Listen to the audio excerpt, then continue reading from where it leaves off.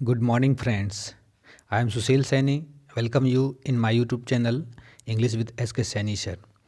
Friends, as you know that previous year's Asked Questions series is going on here. So we have discussed the questions on John Milton and Galsworthy, and now we are going to discuss the questions on William Wordsworth. तो ये William Wordsworth पर जो previous years में TGT, PGT और other exams में पूछे गए questions हैं, उसका फर्स्ट वीडियो है। और हमने जॉन मिल्टन पर 3 वीडियो और जॉन गॉल्सवर्दी पर 2 वीडियो बना चुके हैं जो प्रीवियस ईयर्स पर पूछे गए क्वेश्चंस हैं।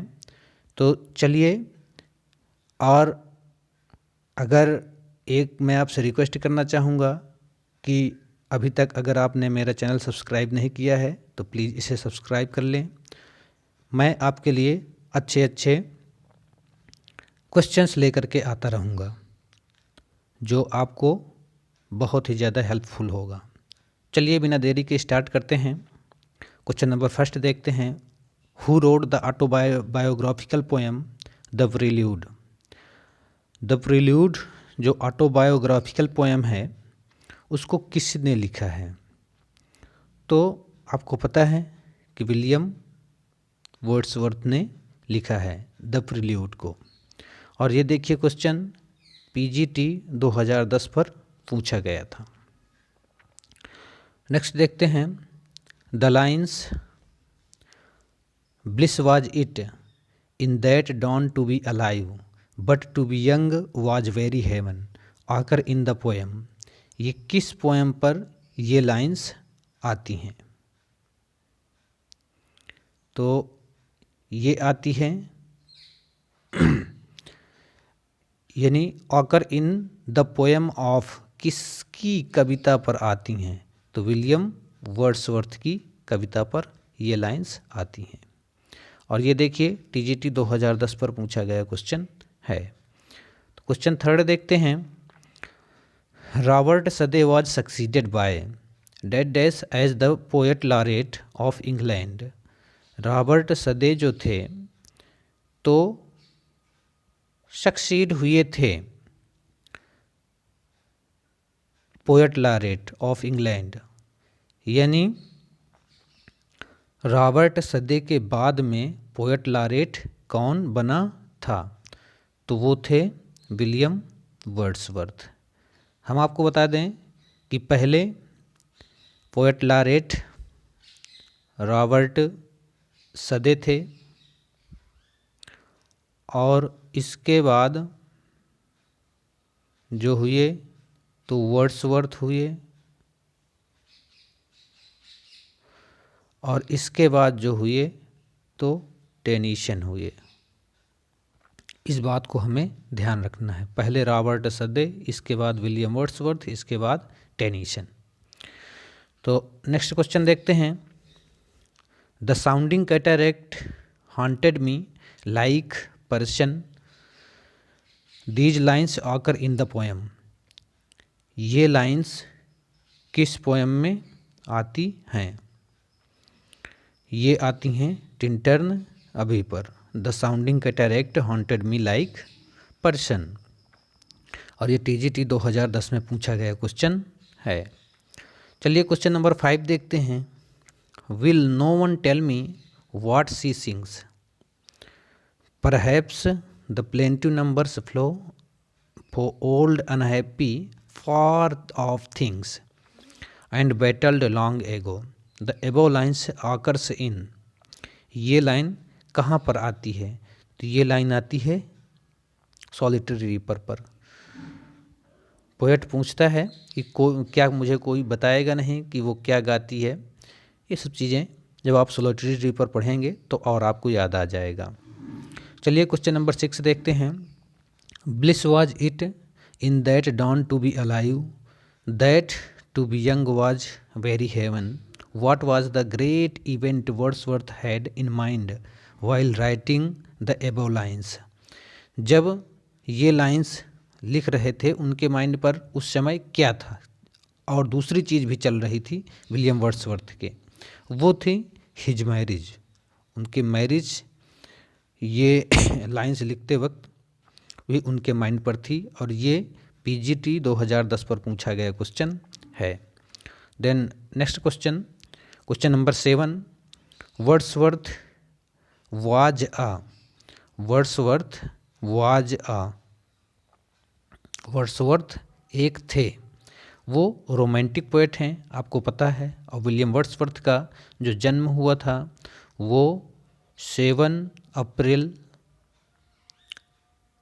1770 को हुआ था, और डेथ जो हुई थी वो 23 अप्रैल 1850 में उनकी डेथ हुई थी, जो बहुत इम्पॉर्टेंट है, आप इसको अच्छी तरह से याद करके रखिएगा। और क्वेश्चन नंबर 8 देखते हैं, the prelude is the work of, prelude किसका वर्क है, आपको पता है ये विलियम वर्ड्सवर्थ का वर्क है। टीजीटी 2004 पर पूछा गया था, जो पेपर कैंसिल हो गया था। अब क्वेश्चन नंबर 9 देखते हैं, who was the following is the interpreter of nature in many modes. Interpreter of nature किसको कहा जाता है, तो वो कहा जाता है विलियम वर्ड्सवर्थ को। ये टीजीटी 2004 में जो कैंसिल हो गया था पेपर, उस पर पूछा गया था। ये अक्यूज किया जाता है विलियम वर्ड्सवर्थ को ये कि ये इंटरप्रेटर ऑफ नेचर हैं। क्वेश्चन नंबर 10 देखते हैं, who among the following is English romantic poet. इनमें से इंग्लिश रोमांटिक पोएट कौन है, तो आपको पता है कि रोमांटिक पोएट में विलियम वर्ड्सवर्थ, कॉलरिज ये आते हैं, जो कि उसमें विलियम वर्ड्सवर्थ ही थे। टीजीटी 2004 पर पूछा गया क्वेश्चन था। क्वेश्चन नंबर 11 देखते हैं, Lucy poems by William Wordsworth refer to. जो विलियम वर्ड्सवर्थ के द्वारा लूसी पोएम्स हैं थी, वो क्या रिफ़र करती हैं, वो रिफ़र करते हैं a group of 5 lyrics by Wordsworth. ये जो लूसी पोएम थी ये 5 लिरिक्स का ग्रुप है, जो वर्ड्सवर्थ के द्वारा लिखा गया था। ये पीजीटी 2004 में पूछा गया क्वेश्चन है। अब क्वेश्चन नंबर 12 देखते हैं, to me the meanest flower that blows can give thoughts that do often lie too deep for tears who said. ये किसने कहा था, ये कहा था वर्ड्सवर्थ ने, to me the meanest flower that flows. Next number देखते हैं, question number 13, the title of Wordsworth's first poetical volume is. जो वर्ड्सवर्थ का फर्स्ट पोएटिकल वॉल्यूम था उसका टाइटल क्या था, उसका टाइटल था डिस्क्रिप्टिव स्केचेज, उसका टाइटल था डिस्क्रिप्टिव स्केचेज। ये पीजीटी 2004 पर पूछा गया क्वेश्चन है। अब क्वेश्चन नंबर 14 देखते हैं, in which year did Wordsworth add his preface to the lyrical ballads. ये उन्होंने अपने लिरिकल बैलेट्स में प्रीफेस एड किया था 1800 में, और आपको पता है कि उनका जो लिरिकल बैलेट्स जो फर्स्ट पब्लिकेशन हुआ था वो हुआ था 1798 में, और जो उसी लिरिकल बैलेट्स में जो प्रीफेस जोड़ा गया था वो 1800 पर जोड़ा गया था। चलिए नेक्स्ट देखते हैं, question number 15, emotions recollected in tranquillity the profound philosophy of Wordsworth was rejected by. ये जो फिलॉसफी थी वर्ड्सवर्थ की किसके द्वारा रिजेक्ट कर दी गई थी, ये रिजेक्ट कर दी गई थी टीएस इलियट के द्वारा, और पीजीटी 2003 में पूछा गया क्वेश्चन है। क्वेश्चन नंबर 16 देखते हैं, no nightingale did ever chant more welcome notes to weary events of travellers in some shady haunt among Arabian sands from where are the above lines quoted lines of Wordsworth। ये lines कहाँ से, no nightingale did ever chant, ये line Wordsworth की कहाँ से ली गई हैं, तो वर्ड्सवर्थ की जो पोएम है सोलिटरी रीपर, ये लाइन्स वहाँ से ली गई थी, सॉरी, और पीजीटी 2005 पर पूछा गया क्वेश्चन है। अब क्वेश्चन नंबर 17 देखते हैं। Who said the poet is a man speaking to man. किसने कहा था कि पोएट एक वह आदमी है जो आदमियों के बारे में बात करता है? ये विलियम वर्ड्सवर्थ ने कहा था और ये क्वेश्चन पूछा गया था पीजीटी 2005 में, विलियम वर्ड्सवर्थ के द्वारा कहा गया था। अब क्वेश्चन नंबर 18 देखते हैं। The lake district in England is associated with. जो इंग्लैंड का लेक डिस्ट्रिक्ट है वो किससे एसोसिएटेड है? तो वो एसोसिएटेड है विलियम वर्ड्सवर्थ से। ये पीजीटी 2005 पर पूछा गया है। 3 लेक पोएट्स थे, तो उनमें से एक विलियम वर्ड्सवर्थ भी थे और यही थे ऑप्शन पर राइट। क्वेश्चन नंबर 19 देखते हैं। In which poem has Wordsworth described different modes of nature. किस पोएम को नेचर के डिफरेंट मोड्स के रूप में डिस्क्राइब किया है विलियम वर्ड्सवर्थ ने? वो पोएम है लाइन्स रिटन अबाउट टिंटन अबी। इसको, इस पोएम पर वर्ड्सवर्थ ने नेचर के डिफरेंट मूड्स को डिस्क्राइब किया है।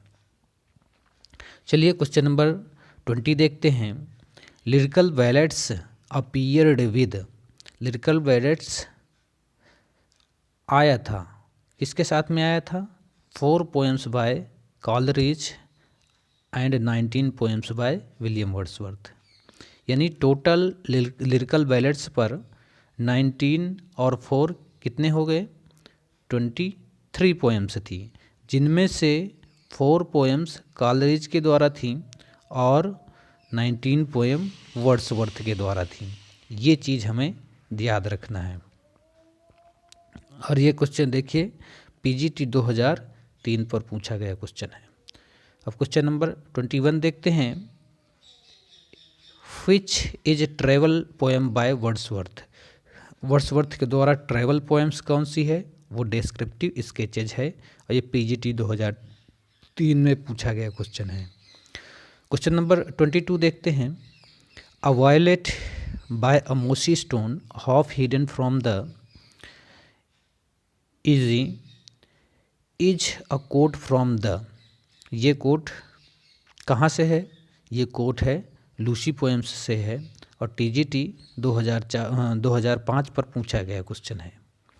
क्वेश्चन नंबर 23 देखते हैं। The prelude by Wordsworth was part of a vast work which was to be called. जो प्रिल्यूड है वर्ड्सवर्थ का, ये एक बहुत बड़े वर्क का पार्ट था, वो उसका क्या नाम था? उसका नाम था रेक्ल्यूज। रेक्ल्यूज को लिखने का वर्ड्सवर्थ ने मूड बनाया था कि जो बहुत बड़ा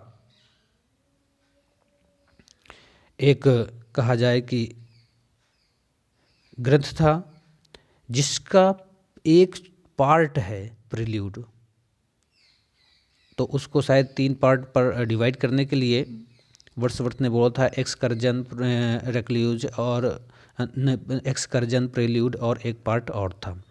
तो ये रेक्ल्यूज का ही पार्ट प्रेल्यूड था। चलिए क्वेश्चन नंबर 24 देखते हैं। इन 1905 वर्ड्सवर्थ्स व्हिच पोएम वाज रिटन। 1905 में यानी 1905 में वर्ड्सवर्थ का कौन सा वर्क लिखा गया था? वो लिखा गया था प्रिल्यूड। टीजीटी 2005 में पूछा गया क्वेश्चन है। चलिए लास्ट क्वेश्चन देखते हैं। Question number 25। William Wordsworth's Tintern Abbey is. William Wordsworth का जो टिंटन अबी है वो क्या है? एक ड्रामेटिक मोनोलॉग है और ये क्वेश्चन टीजीटी 2005 में पूछा गया है और ड्रामेटिक मोनोलॉग है और इस पर टिंटन अबी पर ओड के भी कुछ सिम्पटम्स पाए जाते हैं। तो उस आंसर पर ड्रामेटिक मोनोलॉग था, ओड था ही नहीं, तो इसलिए ड्रामेटिक मोनोलॉग सही हो गया है। दोस्तों, अगर आपको वीडियो पसंद आए और आपको इसी तरह के अच्छे अच्छे वीडियो चाहिए तो प्लीज़ मेरे चैनल को सब्सक्राइब करें, मुझे सपोर्ट करें, और ताकि मेरा मोटिवेशन बना रहे और मैं आगे आपके लिए अच्छे से अच्छी वीडियो लेकर के आता रहूं। Thank you. Thank you for watching my video.